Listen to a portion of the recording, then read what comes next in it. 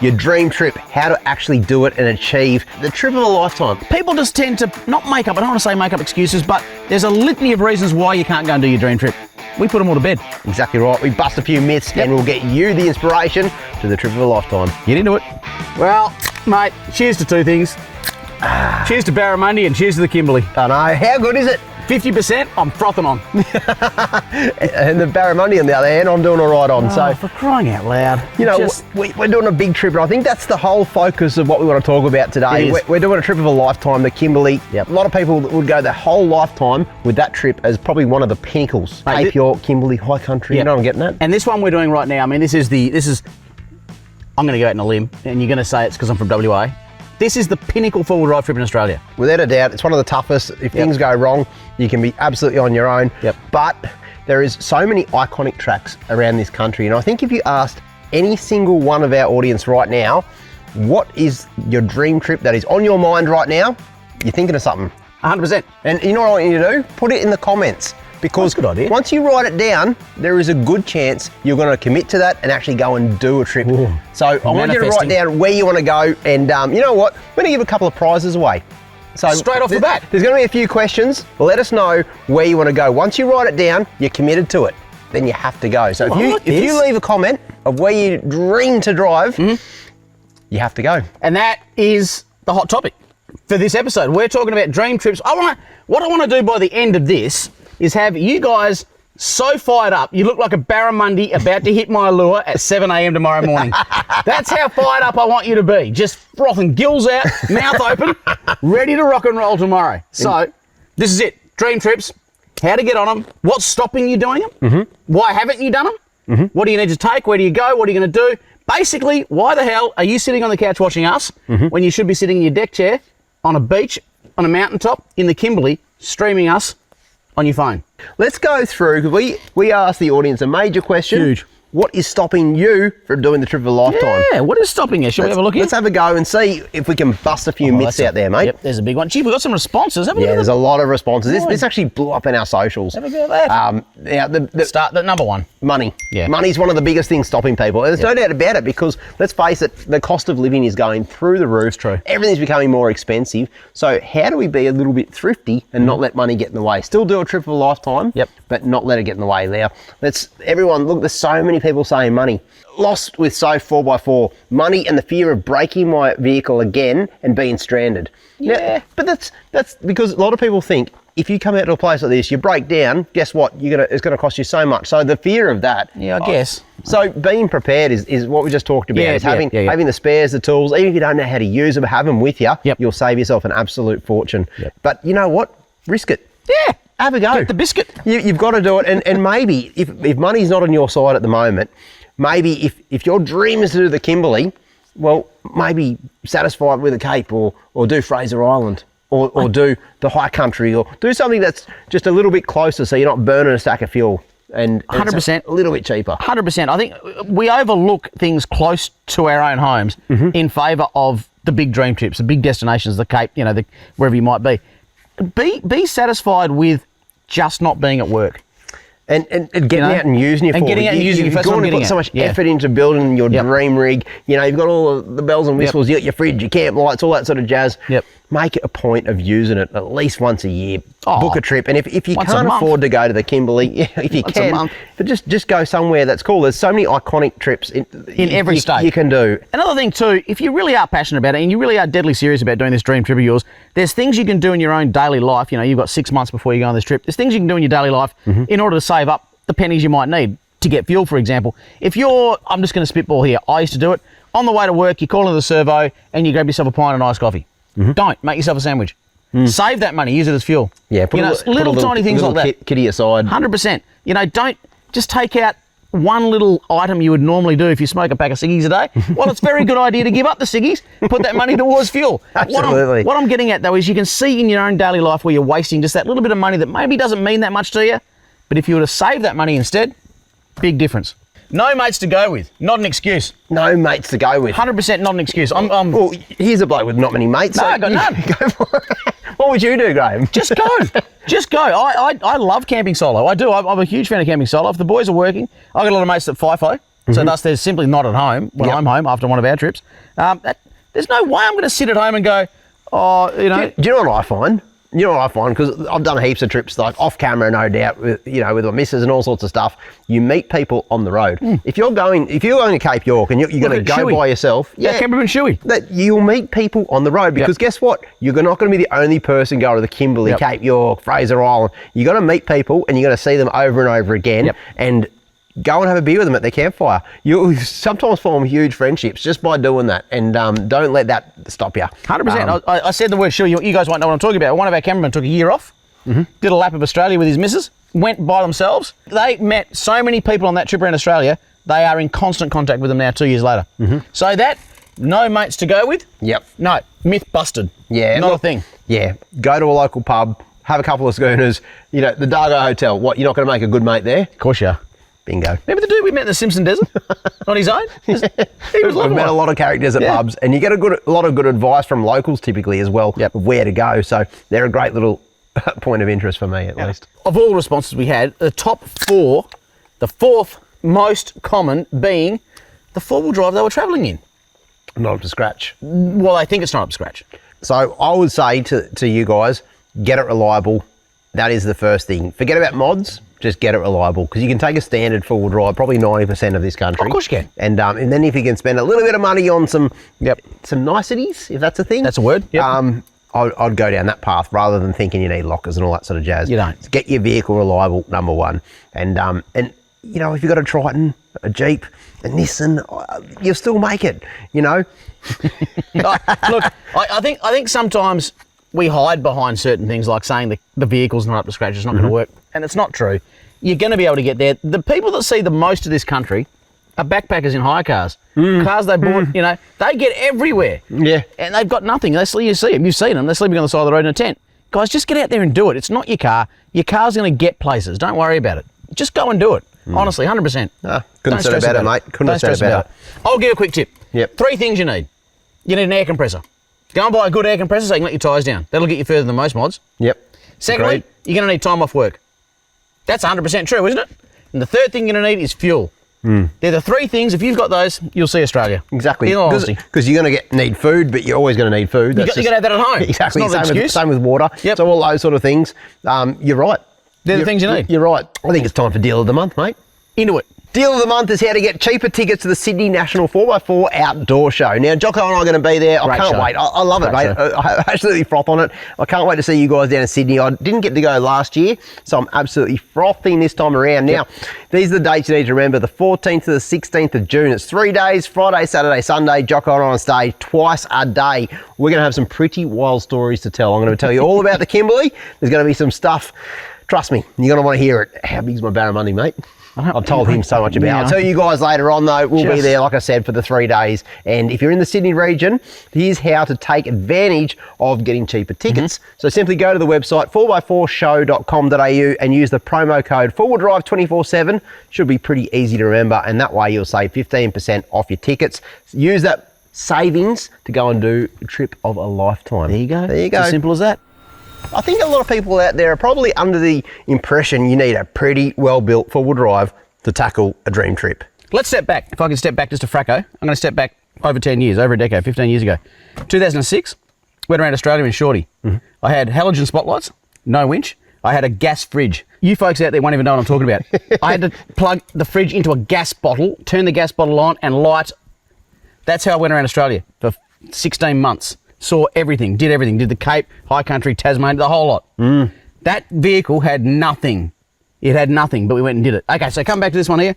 The only thing that I really need up here, to be honest with you, there's 2 things I really need up here. The fridge, because you've got to have a fridge, man. You've got to have a fridge. Can't use ice. I need a winch. They're the 2 things I recommend. UHF, because I want to talk to you guys. You've got to have underbody protection.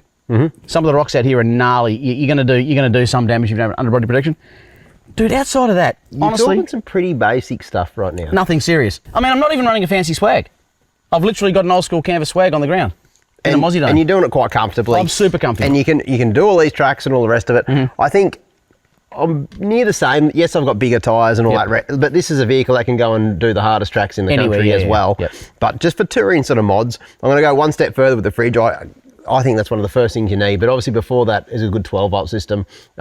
a decent 12-volt system that's not going to let you down. I see more 12-volt systems getting let down on tracks like this. I think we go so far with 12 volts. You and I are both running the same system, and it's a battery box. Yeah, just a battery box. We're in the Kimberley for, 15 nights? But it keeps the camp lights running at night time, keeps the fridge going all day, and we're driving a fair bit as well. So it makes, if you add a bit of solar, that'll be the next step up. But at the end of the day, if you can just get your fridge working, a bit of camp lights, you've got a semi-reliable / capable vehicle, it'll take you anywhere you dare to go. Now, should we go through a list of basic spares? Now let's try it, because every vehicle's different. Now, sure. now typically you'll get to know your vehicle, what brakes on it if you go out and use it a fair bit. If you've got a modern sort of vehicle, let's just go through basic generic spares that you think someone should take on an iconic trip, because at the end of the day, having a good set of spares could save you an absolute fortune. If you need to get a tow truck in Cape York or in the high country, it's going to cost you an arm and leg. So how do you avoid that? You ought to know your vehicle's single point of failure. The one thing that when it goes,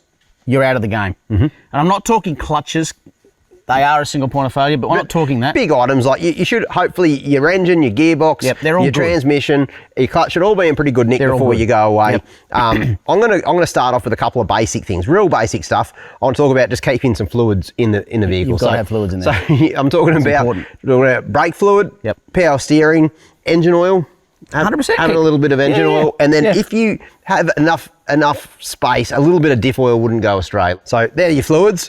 Let's start with the engine bay. Hoses, definitely they're a game changer. Try and get a couple of hoses, especially your main radiator hoses. You get a little bust in one of those and you're out. You got a big drama. So radiator hoses, even a couple of heater hoses again. Every time you do a service and change them, keep your old ones and keep those as your spares. Same goes with belts as well. So yeah, that's a big one. The belts are a big one, because modern vehicles these days with serpentine belts, mate, I've got no idea. If you've got a serpentine belt, they run a certain way. Get yourself your little phone when you're at home. Yeah, when it comes off. And just video, no, not even when it's on. When it's on. Just video the way it goes. So it'll go around certain pulleys and up around, and it'll always have one tensioner. Figure out how that works on your vehicle. You don't need to be a mechanic for that one. That's your main belt that runs everything. Having a spare is essential. Then we get on to, I guess, what else in the engine bay? Carry a filter. Always carry spare filters. Yeah, an air filter. Here's a tip I use when filter. When we've got the vans, a tip I use is when you take out your 5,000k service, whatever it is, you take your air filter out. Ordinarily, you put that air filter in the bin. Don't. Keep the used air filter. When you get off road, put your used air filter back in and put your road filter in the back of the car. So you're using a blacktop filter, when you're on the bitumen filter, and a gravel filter. And just the difference you can make in litres per 100 in a big car. You've really become a great nomad. I have. Save every penny you can, folks. I like Pick it. 'em up. I like it. Drivetrain for me, I won't carry a spare CV. I don't have one with me. I do. You would in an IFS vehicle. With the 80 series, I don't. In a Hilux or an older Hilux, a GQ. Even a 60 series, anything really old, definitely they're quite weak. They tend to break. I carry manual locking hubs because I tend to break those. They're but then refusable again, though. You want to break those. Yeah, and if you do break something in your drivetrain, it is a pain, but you can still get yourself home. You can still get home. So it's not the end of the world. I've become a Y62 expert over the last couple of years. There's only a couple of things that'll stop them. They've got a little breakable fusey thing and the brake line. So thus, if your brakes can't start, is this a technical term or? Yeah, no, it's not. Yeah. if you can't put your foot on the brake, how do you start a automatic car? You physically can't. So you carry a spare one of those. I've got two in the car. Little thing. Just learn the quirks of your car. For a new car. Fair enough. Try and carry some fencing wire. We used that this morning. And it comes in handy. I always try and carry it a length of wire. It'd be you'd be amazed when you just need a piece of wire, carry your fuses, all that sort of jazz. And then I've always got a little nut and bolt bag. Yeah, you have. And you'd be surprised on just how handy that is. That has saved my bacon a number of times. Both of our bacons. Many times. Many times. Last time I was actually on this track, a radius arm bolt rattled loose and came out. Guess what? That's true. I've got a couple of spares. I've got suspension bolts. I've got all my sort of M6s, M8s, M10s, and I've got a bunch of nuts, washers, you name it, all different bolts. I've got a whole, it's like a mini pencil case. It's really handy to just take a bunch with you. And chances are you've got something in the shed, like a bunch of bolts. put a little kit together.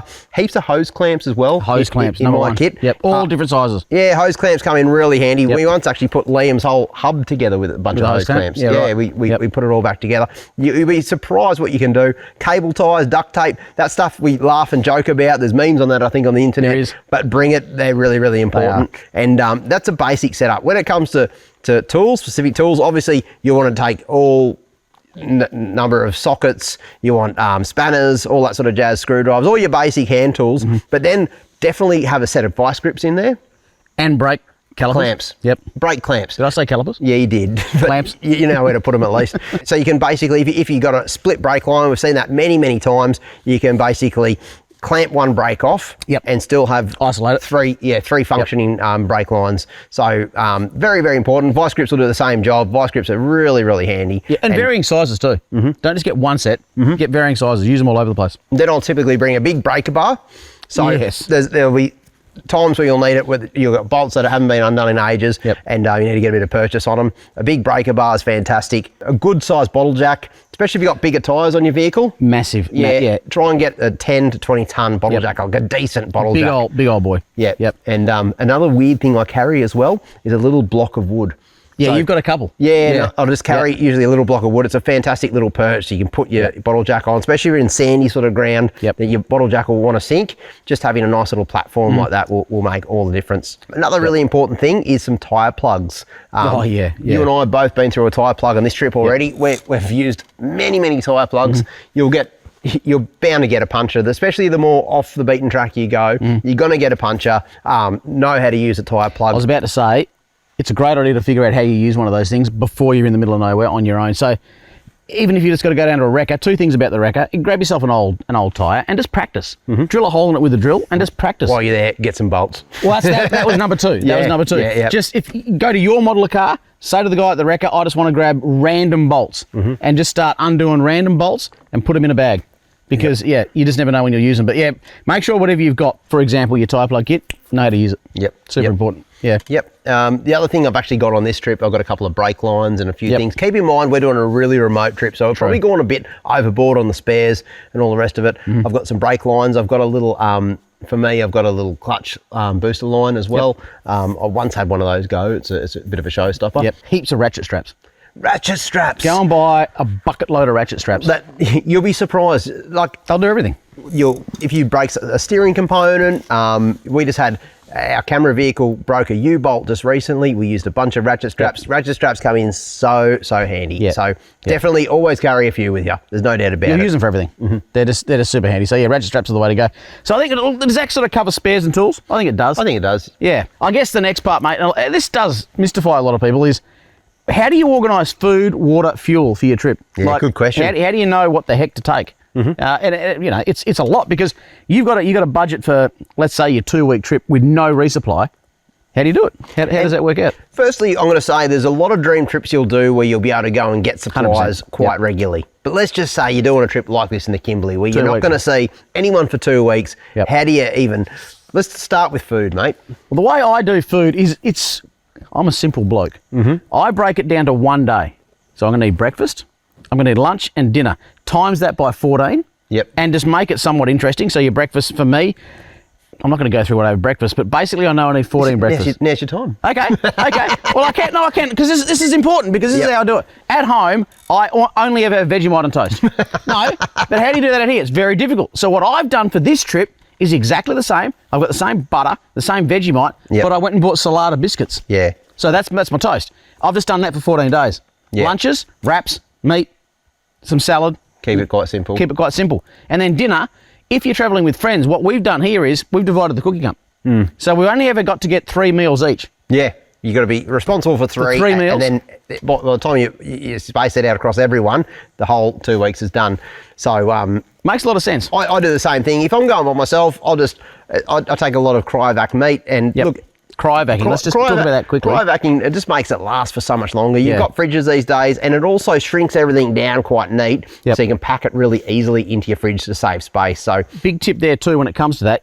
We don't all have freezers in our we've just got one fridge.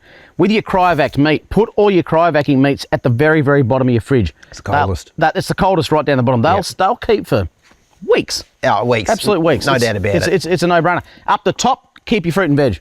Put your beers somewhere in the middle, and you'd be surprised at how long you can keep that cryovac meat fresh on your trip down the bottom there. And just pull out at the end of the day when it's cool like this. Don't be opening up your fridge in the 40-degree heat in the middle of the day to get down to your spicy chicken breasts. I quite like them. Don't be doing that in the middle of the day. Do it right about now. Yeah. Get them out and get ready. Don't pack your fridge in the middle of the day with beers. Do it before you go to bed at night. Yeah. Just little basic tips like that when it comes And to that's the thing, we usually put a few beers in there for the next day and sort of just restock as we go, so we don't just jam-pack the fridge full of beers and not have room for food. It's because we've got to be quite sensible in these trips and have enough room all over. Food's pretty basic. So food's basic. I go real simple for lunches. I'll just go tin tuna, and same. A lot of people go a bit more fancy than that, but I just go real basic sort of stuff. A lot of tins. I've got a lot of that sort of stuff in my drawer, so I don't waste fridge space. Another cool little tip. This is a really minor one, but trust me, a lot of people will pick up on this. Ziploc bags are just super handy, especially if you're cooking. If you want to do, basically, you can cook in that. You basically put it all together, mix everything together, and then cook whatever you're doing. Ziploc bags, plus if you've got leftovers, they're just real handy to have. They are handy. I cook breakfast in the morning. I do scrambled eggs in a Ziploc bag in my jet boil. There you go. Super handy. Let's talk water. I've got a very specific way, and I've done it for decades, as how I carry water in the four-wheel drive, and that is that I will calculate my 3 litres of drinking water a day, and that is 100% separate to all my other water sources. So for me, I go to the supermarket and I buy drinking water in, with the plastic tubs. I don't like the plastic tubs because they don't compress. I like the cardboard ones with the bladder inside. You can burn the cardboard. The old goon sack. Yeah, well, you can put it in a pillow, all sorts of things. But once you've done them, you can get rid of them.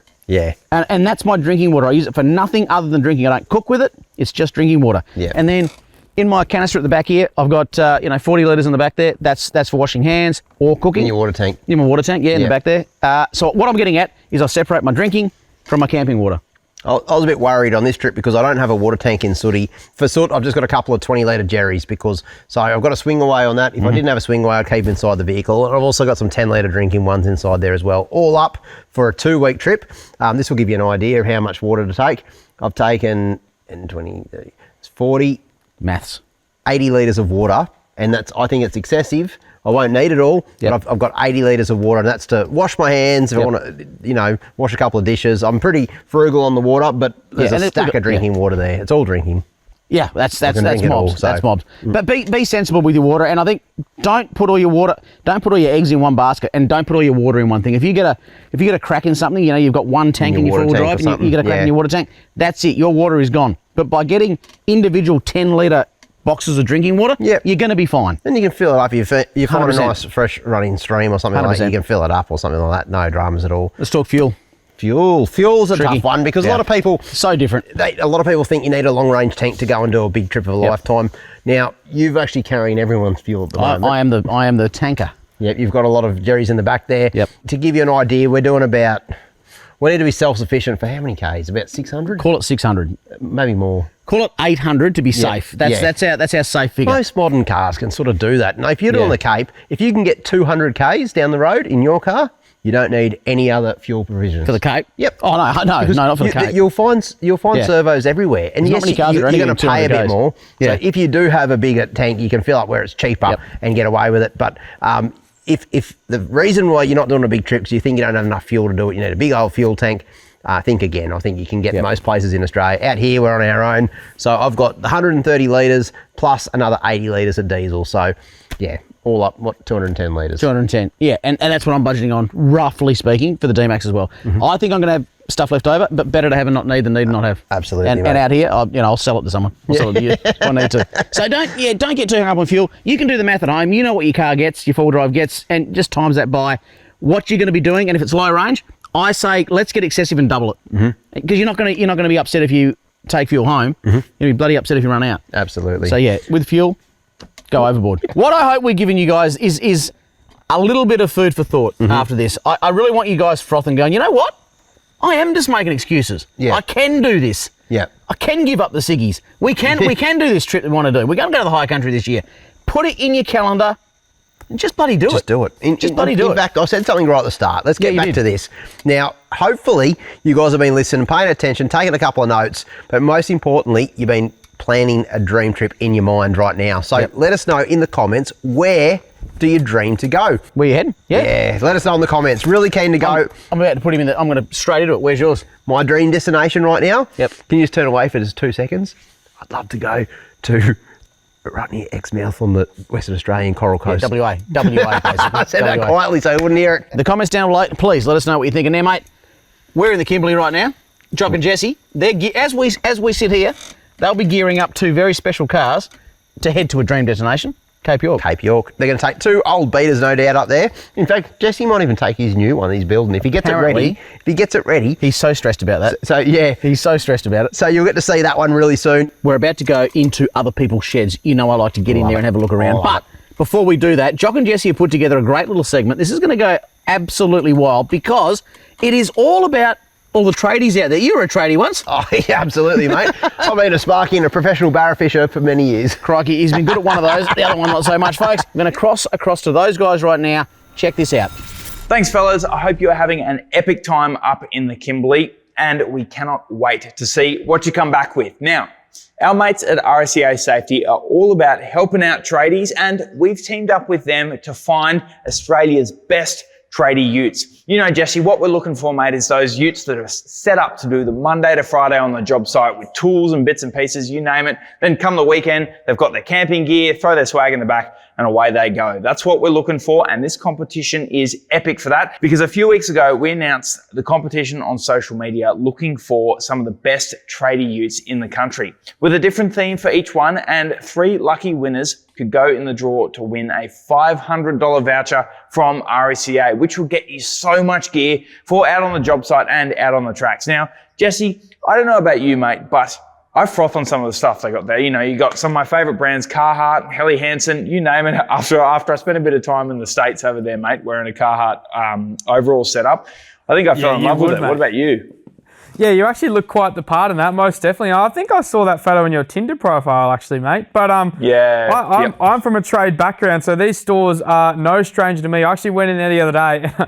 I'd forgotten how big they were. I was blown away with how much stuff they have in there. It is crazy. And if you're in the trade or even just need a good bit of quality gear, I definitely wouldn't go past one of their shops, that's for sure. And Jesse, mate, we need to have a chat about these rigs because of everyone who entered. We reckon these 3 were some of the toughest and hardest working rigs, and they are sick. All 3 of them, mate. What do you got there? What's the first one we've got there? Logan's Little Logs, and I tell you what, it is a 75 cruiser, and mate, it is tough. It's got some proper big aerials, big 5-post on the front, maybe even some 35s, and he's got a full work setup on the back. So this rig has been chosen because not only is it a tough 4B, but it's a tough work rig, and it gets used by the looks. Yeah, mate, it's got a bit of a Denny Ute Muster vibe to it, but also looks like it gets out on the farm and gets after it, which is what we love to see. So Logan's Little Logs, of course, you've got yourself a $500 voucher, as well as these next 2 utes. Now, this first one from 4JJ BT50. Now, mate, I don't know about you, but I love a clean modern dual cab with kind of that minimalist bar work design, and this off-road animal bar on the front of this BT50, I reckon looks sick. He's done a good job, and there's got that nice canopy and tray on the back. Looks like he gets out and does a bit of touring as well. It's such a tidy rig, and you can tell, obviously he's got a rooftop tent on the top and a nice snorkel and everything. Obviously gets used on the weekends, but I bet inside one of those sides of the canopy, it's kitted out with tools. Imagine how nice it would be to have like a tradie work ute that gets you to Monday to Friday to the job site, has a bit of horsepower, but it's also set up for touring and camping. That's the dream, I reckon, Jess. I mean, it's a while since you picked up some tools, I know, but I reckon you'd love that too, eh, mate? I just don't think you or I could have a car that nice to use for so many things. We'd wreck it. We'd get excited, peer pressure, one of us would G each other up, and we would wreck it. We wouldn't make it work, I don't reckon. This one's probably up your alley as well, from Reece Creswell. Reece Creswell, it looks like a MP300. It looks like he's out at Genoa, one of the local four-wheel drive parks out here. Like we said before, some minimalistic bar work. He's got a rooftop tent as well, big canopy on the back. So, yeah, work or play, the MP300 will get it done all day, I'm going to say. Big time, big time. Those things sound good, and with that coil sprung rear end, mate, looks like he gets out and uses it with a bit more comfort for being on the work site Monday to Friday. That thing is nice and clean. Now, of course, all these 3 lucky winners have got themselves a $500 gift voucher from RSCA to spend on some new gear, whether it be for the work site, the Monday to Friday, or taking your work ute away on the weekend. So congratulations, well done for building such epic rigs. Now, of course, if you've been watching this and you want a chance to win a $500 voucher to spend on some new gear from RSCA, all you need to do is upload a photo of your Mad Tradies ute to your Instagram and tag RSCA Safety, or look out for our Facebook post where you can comment a photo of your rig. We're going to be picking 3 lucky winners next month. It's going to be pretty sick, mate. So get your entries in and you can go in the draw. Right now on our website, you can get Snatch Recovery kits up to 30% off. Now, these have been so popular, they recently sold out. They're back in stock. You can save a bundle on these, but only for a limited time. ForwardDrive247.com. Rightio, folks, it's that time of night. Rigs, fails, Lego. I guarantee there'll be Lego. 100%. We'll hear from the kids. Yep. I love this bit. This is where we get to see what you guys have been up to. And we've got some pretty cool prizes to give away. On a crack off this one, mate. Jake Mazan. Now, look at this. What is that, firstly? What is that? Is that a 4Runner? That is pretty wild. It is. It is. It's pretty cool. It's an R50 Nissan Pathfinder, though. Yeah, close. Very close. It looked like a 4Runner, but then when you look at it more, it looks like a Pathfinder. Look what he paid for it. $400. He's a mechanic. Wow. And he's a fan of stupid ideas, a bit like me. So he's paid $400 for his vehicle. He's got himself a camper trailer and all this. So he's got a budget set up. And guess what? It's not stopping him from getting out there. He's going to the high country with the family. Yep. He's getting ready to do the big lap. So look at him. How good's this, eh? Look at this. Last bit we'll say. We're in this whole camping world for under $5,000, folks. 0 excuses. No more. No. Well, Jake's out there living his best life, mate. He's doing it. Rig. This is on the other end of the scale. spectrum. Yeah. Mercedes? Yeah, it's a Unimog. The old Mog? Unimog with a camp. That would be my dream setup. If I could have one dream setup. You go Mog? Yeah. Look at that. Look at that. But imagine I was here in that. At the end of the day of barra fishing, we're not caught heaps, my shoulders get a bit sore. We had to go into the aircon luxury of that big setup now. Renegade Journey. Yeah, that's the name. Yep, That's their Instagram handle, and it's a lovely looking beastie. It is the most amazing looking Mog I think I've ever seen. Yeah, it's right out there. And there's some other vehicles there. Big old winch on the front. Look at that. Yep. Look at that. And not my cup of tea. I'm going to say it. Too big, too unwieldy. How is it not your cup of tea? How do you change it? This is a bloke who tows a caravan. Why not just have your caravan as your canopy setup? It's just too big. It's not going to fit down some I've tracks. never had many complaints. We're moving on. Fail of the day. That was the first fail so far. Fail of the day. This little fella, he got a bit too cocky here and decided he could cross this, what he calls a puddle, folks. Yeah. It's not a puddle. Check this out. Trust me when I say, he should have walked it first. He actually rode his vehicle off. Yeah, it all goes pear-shaped. He's going fast too. Yeah, big old hydraulic-y boy. Oh, no more. Yeah, that's... Oh, wow. No bueno. Give you a couple of little hot tips, and I'm sure you know this one. Maybe don't hit the water that fast. No. That never does you any favours. Slow in, fast out. And secondly, definitely, you're right. You should have checked the depth. Have a go at this. This is a kid's birthday cake, I think. Oh, wow. It's an 11th birthday cake. Yeah. And it actually looks a little bit like Tasmania to me, $1,000 track would be my guess. But it's happy birthday to my little brother Peter. Hope you like the bog hole cake. It's a bog hole cake. Yeah, he's a huge fan of Forward Drive 24/7. A bog hole's probably the easiest cake to make. Most of my cakes look like bog holes at the end of the day. That looks delicious. So a big chalky cake with a four-wheel drive getting stuck in there, and I bet Peter was absolutely frothing, mate. I reckon that's fat. That's really cool. Ooh, Here's spicy a rig. boy. Here's a rig. I could see you in that. I know. You know what? I'd cop that all day long. I reckon you would. I love the old retro. So obviously we're looking at a 76 series. Yep. Retro _76. 76. And it's a beautiful thing. He's got those retro decals on it. He's got, you know, that'd be really good for this trip. That'd be like, oh no, don't take this on this trip. I would. You'd get that scratched up. If he lends it to me, I'd take it. Of course you'd lend it. Yeah, of course you would. It's gorgeous. Jeez, he's got all the bling on it too, hasn't he? Yeah, look at the wheels. Yeah. Oh, it's a gorgeous vehicle. Knows how to take a photo of his rig too. Well done there, Mr. Retro. Fail. Now, apparently I can... Here we go. That's a big track. Oh, that's a big old... Oh, that's a broken everything. That's the everything Yeah, gone. it looks like a CV, that one. A bead CV shaft at a brake line, all in one. Yep. Let me give this one more shot. There, Never say that. Famous last words. I do that sometimes. I'm like, right. Another shot is what you say, because it doesn't break when you say another shot. So that's Leroy Overlanding. Yep. Thank you for your submission. He's got a new Instagram handle. It's Leroy's Home Mechanics now because he's... Oh my goodness. Lego. Look at him that. go. Little Jack. This is Jack, 13 years old. He's 13. And look what he's made. He looks like a Landy. I think he's from the UK too. Well, that's why it's a Landy, I guess. 100%, yep. Well, Jack, look, you're only 13, so I'm not going to hang too much on you, mate. But when you get older, you're going to discover a whole new world out there. You're going to find Toyotas and Nissans and other cool rigs Jack, like that. Don't listen to him. Stick with what you know. Look, he's even got little Max tracks in the back. I know. Look at him go. Look at it. Little beast. Oh, hang on. Oh, he's done a stop motion video. Jack. Look at that. Jack. That's sick. He Jack. ran over a peg. Did you see that? That is the coolest thing ever. Look, there's a shadow. Oh, Jack, you're a legend. Oh. Oh, Jack gets a prize. Yeah, fair Straight enough. up, Jack gets a prize. Jack, mate, that stop motion stuff you've done there. Oh, I don't know who did it. You're 13-year-olds these days. Yeah, 100% he could have done They that. certainly know how to jump on the internet. That is superb, mate. Really is superb. Prizes. What have we got? Wow. All right. We're going to give one of the fails. You know what? I'm going to give. Controversial. Go, because I know who I'm going to give it to. Okay. You go. You Well, go. I feel like the guy that drove into the water. I just feel like that's someone from WA. It looks like the back of Collie or Mundaring Weir. We don't have a lot of river crossings, and I reckon he's just got really excited and gone, "Whee!" I was going to give it to him as well. Okay, done. Because that is one of the worst fails I've ever seen, mate. It's look, it's not going to bring your car back from the dead, It's but not. you got a 4X merch pack, which is also really, really cool. There we go. Now, rig. Which rig? Jeez, can I You know go? what? No. On the topic of what we're talking today, Yeah, sure. the $5,000 camping setup. Oh, without a doubt. Let's do that. Without a Because doubt. the $5,000 camping setup, he gets out there and uses, the little Pathfinder, the R50. I'd rather see that being used every day of the week than a $250,000 build that sits in someone's shed getting Instagram photos taken of it. Bingo. Hate it. You've Hate it. won yourself a 4X Gold merch pack. Cheers to that, yeah. Take that on your next adventure, mate. And so it's people like that get out and use their vehicles for what they're built for. It's not stopping him, you know. That's what what inspires me. I love that. I Yeah, love stories big like time. that. What's the best way to send them in, mate?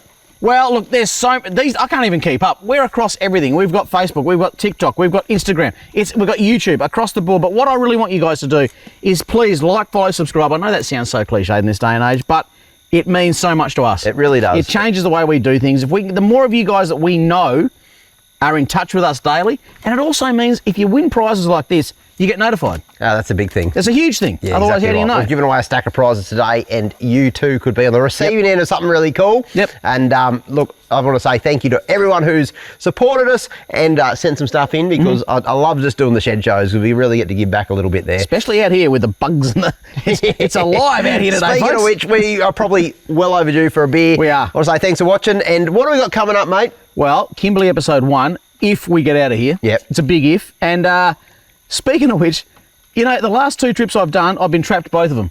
So we've got my off-grid New South Wales, Queensland outback. Dude, I'm not going to give too much away. I got stuck for 5 days. Really? Couldn't move. I didn't even know that. 5 days. Got There stuck you in go. the middle of nowhere. So, folks, we've got some absolutely cracking content coming out. We are right now living and breathing it. This is not made up. We're about to light the fire. We've got Az down the back is going to get it going because he's an absolute gem with it. Liam's going to cook tea tonight. I'm going to guess gonna it's cook some rissoles. barramundi. Oh, you're getting barra on? Yeah. Beautiful. Yeah. Just It's real, folks. We do beers in the shed when we're together out in the middle of nowhere in the Kimberley right now. I hope you enjoyed this one. We're going to get a fire going, have another few beers. Don't put your dream trip, Nah. Don't put your dream trip off. Just bloody do it. couldn't have said it better myself, mate. Catch us next time. Cheers.